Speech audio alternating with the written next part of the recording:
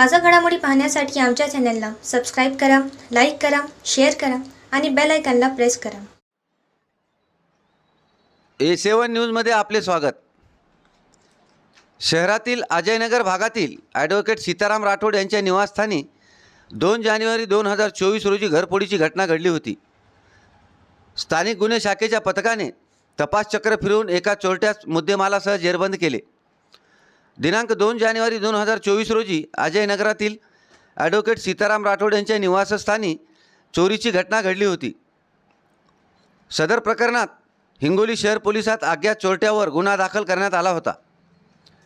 21 मे रोजी स्थानिक गुन्हे शाखेचे पथक हिंगोली शहरात पेट्रोलिंग करीत असताना गोपनीय माहितीदारामार्फत त्यांना सदर चोरी अकोला जिल्ह्यातील भेंडेगाव येथील हरिदास कुंडलिक भगत याने केल्याची माहिती मिळाली.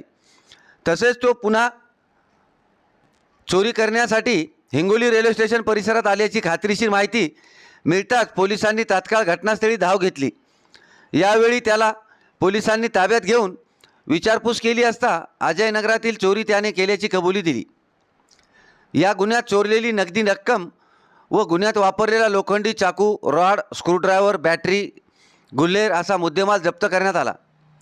हरिदास भगत हा गुन्हेगार मागील 50 वर्षापासून पूर्व विदर्भ व मराठवाड्यात अनेक ठिकाणी घरफोड्याच्या गुन्ह्यात निष्पन्न झालेला आहे.